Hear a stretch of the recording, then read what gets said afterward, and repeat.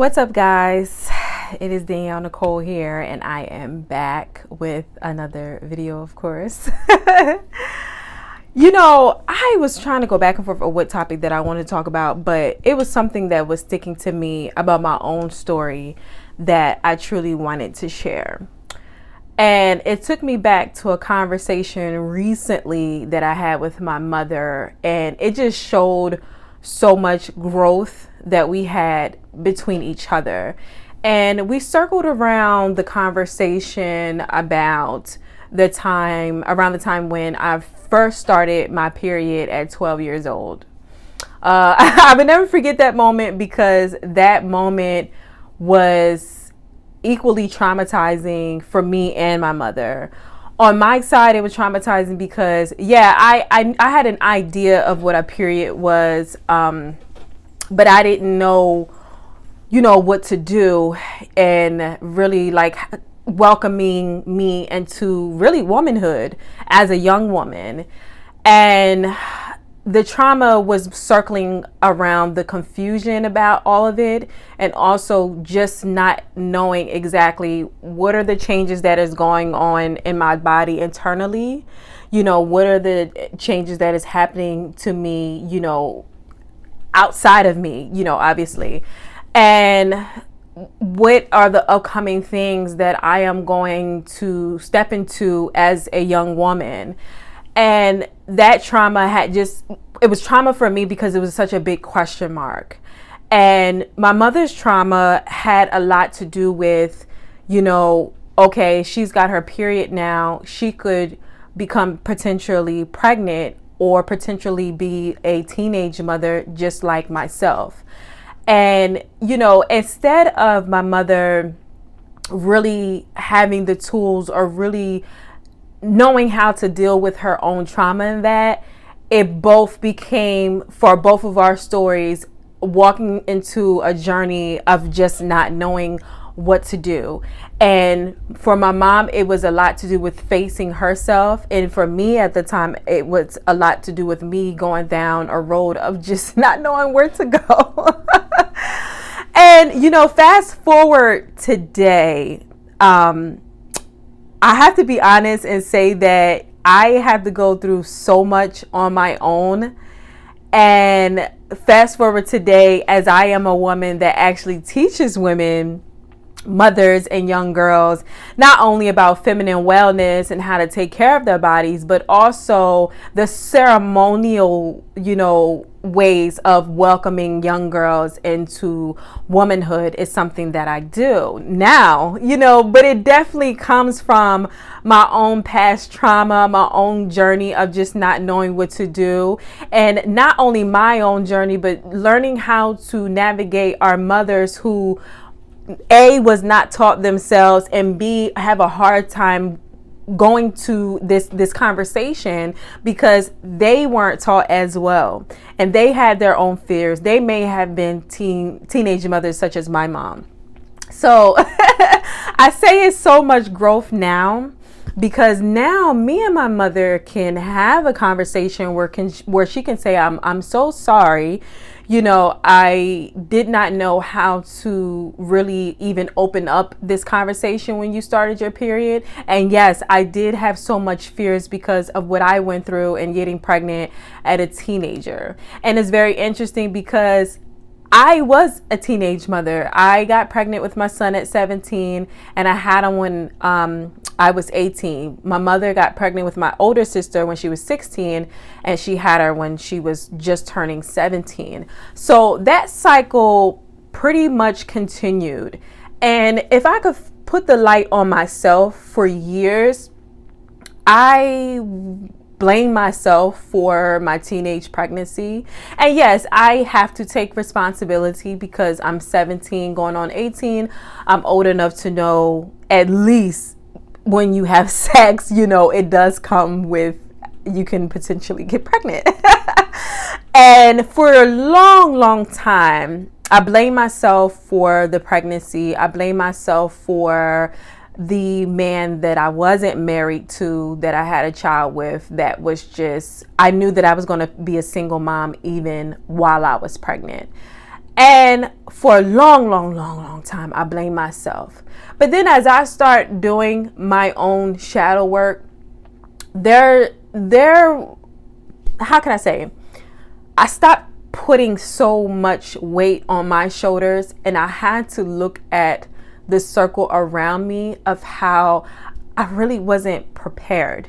You understand? Like, it's so easy to say, like, duh, you should know if you have sex, you can get pregnant. Yeah, we know that. But imagine if me being 12 years old, and imagine if my mom took that opportunity to, number one, congratulate me on really, it's really the start of the rites of passages as a young girl when she starts her period, welcoming me into womanhood, not motherhood, welcoming me into womanhood. Imagine her doing that. Imagine her pretty much providing a circle time where it's me, her, other elders in the family, where they are all giving me the wisdom and knowledge of how to carry myself as a young girl, whether that be, how to present myself, making sure that you look good, make sure you are keeping up with your hygiene, making sure you're keeping up not only with your hygiene but your wellness, giving me the tools for how to take care of my menstrual cycle, the hygiene bag every girl should be having, especially when they start their period. And not only just that, but also the conversational ceremonial time where it is time to allow me, being the 12-year-old, to be in the center of all of the women in my family, giving me knowledge and wisdom, coming from a healed space, from basically them healing themselves and not coming from a conversation of trauma. And I'll give you an example of that. It's not going to work if you have certain women in the circle when a young girl gets her period and she has it healed, because she may give advice of, okay, you better not do this with these boys and stay away from these boys because they'll do X, Y, and Z. And at 12 years old, I wouldn't be able to grasp that. But as an adult, I understand you are coming from a place because maybe you got hurt from a boy. Maybe you was a teen parent, all of that. And I understand. And I'm not saying that advice isn't good, but the advice needs to be changed, because a lot of times women that aren't healed, when they give girls that type of advice, you are scaring them. Like, literally. I know for me, because my mom wasn't healed at the time with that conversation, it was the advice of stay away from boys. And I couldn't tell my mom that I had a crush on a boy or anything. And it became, I hate to say demonized, but it just became a negative thing. Like, but then in the back of my mind, I'm like, is it not okay for me to like a boy or have a crush on a boy? I'm not thinking anything above that. Not at 12 for me. But they are thinking that because they're coming from an unhealed space. So when you have that circle time of a young girl when she just starts her menstrual, it's very, very important to have the circle of women to be women that are coming from a healed space, and they are more welcoming, besides making you scared to be a young lady, scared to really step into this journey. So the circle, imagine, I'm saying back to what I was saying, imagine if, me starting my period at 12 years old, it came with a circle, a ceremonial time of preparing me to be a woman. What should I do when, what should I be looking for in a young man? Just me having a crush on him, or maybe asking the questions or letting me know what is the appropriate age where I can date, but still not making me feel bad about having a crush on a boy, and not falling into any persuasion of doing things that would not represent me as a young lady. I shouldn't be sneaking with a boy. I shouldn't be, being persuaded to do something that's inappropriate. You know what I mean? Just knowing what exactly is inappropriate. It's inappropriate for, unfortunately, there are situations in school where a young man and a young girl are being caught doing something inappropriate in the stalls or anything. And then it's like, at what age does she even know it's inappropriate? You understand what I'm saying? Like it has to be things that you need to talk about at this prominent age, where you educate the girl of what's right and what's wrong, how she should carry herself, always carry herself like a lady. You know, I'm seeing, just aside from the menstrual thing, I'm seeing so many girls are, I don't know what it is, but so many girls have made it their personality to be this girl that wants to fight, to be this girl that wants to cuss everybody out. And they literally think that it's cute. I've even heard girls say, oh, boys like it when you're like that. What? It makes me think, what kind of boy is this that would like that? And not to say that you shouldn't defend yourself in certain situations, but there are girls that make that the mean girl thing is their whole personality. And when was it ever cute to be a mean girl? Never.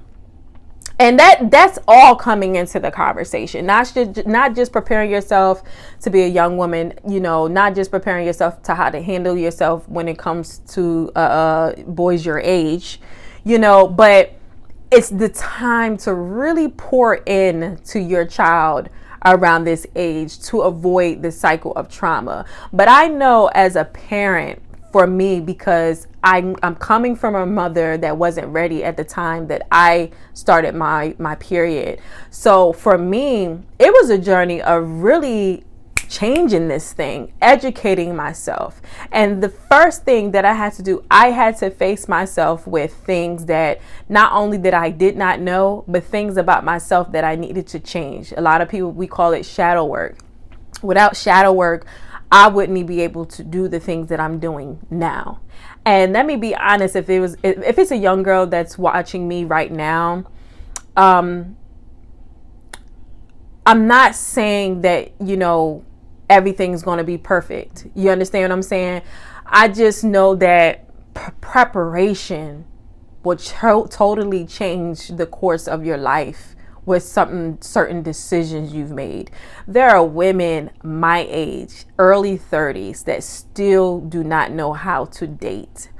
And it comes from not being taught. It comes from, you know, the parent you need to just focus on your schoolwork. And I'm not saying that's not important, but, you know, a lot of girls have no clue socially what to do when it comes to dating, and they fall into either a narcissistic relationship, a relationship where they're not respected, a relationship where, you know, they connect to it by trauma bonding, you know. And to be able to fully change this course of everything, it needs to start with the parent healing. It needs to start with having a more so ceremonial welcomehood. They call it, you know, some people will have like red tent situation. In my previous video, I talked about that a lot in more detail. But some people have period parties. I think that's so beautiful to have a period party and just celebrating. But don't forget the ceremonial step towards those period parties or menstrual ceremonies, where we welcome the womanhood in the young lady and give her the opportunity to ask questions without judgment. If she is asking questions about sex, there's nothing wrong with that. That don't even automatically mean that she's doing anything, but it's just giving her the opportunity to ask questions when she needs to.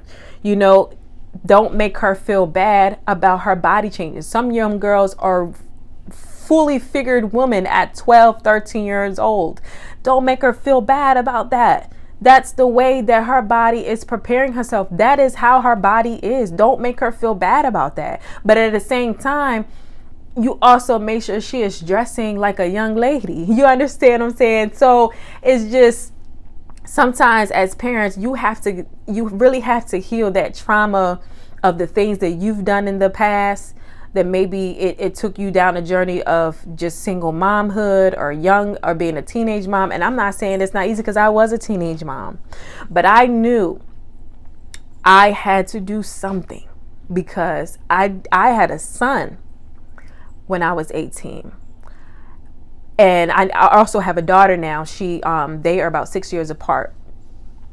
I had to change the course for both of them, because as much as we have a welcome to womanhood for our daughters and preparing them, we have to do that for our young boys as well. We have to do that as well. You know, we have to let them understand that your body, as well as a young man, is a temple. Sex isn't a sport. Sex isn't a competition. You understand what I'm saying? It's not to boost your status as being more popular. Like, it has to be a conversation. It has to, but at the same time, as a parent for yourself, if you are teaching your children this, you have to be the walking example. If you are a woman that is no longer with the father of your child or children and you're dating, they should not be even meeting a man that you're dating unless it's getting serious to the point where marriage is concerned. What you decide to do dating wise, if you are dating more than one person, that is your own thing. No child should be seeing that. No child should be seeing anybody coming in and out of your room. Multiple. You know, I know that is a hard thing for some women to face, but it is the honest truth. Children learn best by example. Yes, they can learn from you talking to them and all that, but they see by example, you know, as the parent. So back to what I was saying, it was so very important for me to change myself and prepare my kids for adulthood, not only womanhood and manhood, but also, you know, financially. You know what I'm saying? It's so much to that. You know, not every child's goal is to go to college. And if you decide at a young age your child they don't want to go to college, because for real, they don't always know, but it is worth having a conversation about, especially while you're having that circle time. Have all the conversation you need in that moment and then some. My son is going to a trade high school. He wants to be an electrician. Good. But they're needed. Good money. My daughter, you know, she's only 7 years old. And like I said, you know, things change at any age. They can start off one way and then another, but just give them an opportunity to say, listen, your dream is to go to college, not mine. And that's okay. I think parents need to understand that. Parents need to understand it doesn't mean that your child is going to be a bum. It means that let's look at other things that you can do. Let's explore things that you can do. Stop looking at your children as your dream that didn't come true for you, so you try to put it in your kids. And that can be anything around trauma, and that can be anything towards unfulfilled purposes. You try to put that in your kids, and that's not fair. You understand? So I'm sorry guys, this tea is really good. So back to what I'm saying about the whole trauma thing when it comes to menstruals and everything like that. You know, I'm so happy. Like I said, me and my mom, we have a much better relationship surrounding this conversation. And she had definitely have taken accountability. And I had to take accountability for my own children, because I didn't know this until I got older. Granted, my kids are still young. My daughter has not reached her menstrual cycle yet, but I'm so prepared for her to do that. We had a rites of passage for my son already, which was great. I had my mother, my sister, my husband, my daughter, all there, just giving him an opportunity to ask questions, welcoming him spiritually, and also giving him certain tools, you know, to keep with him as he is welcoming into manhood, and like I said, allowing him to ask questions. So as I wrap up today's video, that was really on my heart to really share, because I'm telling you, a lot of our parents avoid this conversation, not only because they really don't know how to welcome it, but a lot of it comes from trauma, certain things that they are not willing to visit, that they have gone through. And it's so much to that. But as a parent, it's very, very important to face yourself on certain things, because you don't want to continue the cycle of these children going through a journey of simply not knowing. And I know that very well, because that was my journey. But I was able to do what I'm doing now by advocating for women as far as wellness is concerned. I also host ceremonial menstrual for young women. I do that as well, and I'm stepping into other certifications that involves helping women as well. I'll share that as I'm stepping into that more.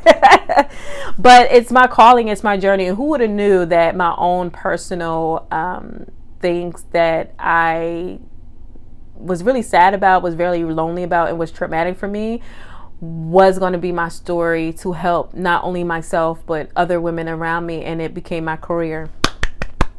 Kudos to that. Kudos to healing. Kudos to changing this thing, because it was very crucial. It was very important to me. And the beautiful thing about me really facing things about myself and doing what I do as a career, others in my family started to see the change in me and the growth in me, and started doing things on my own. And that's how you do it.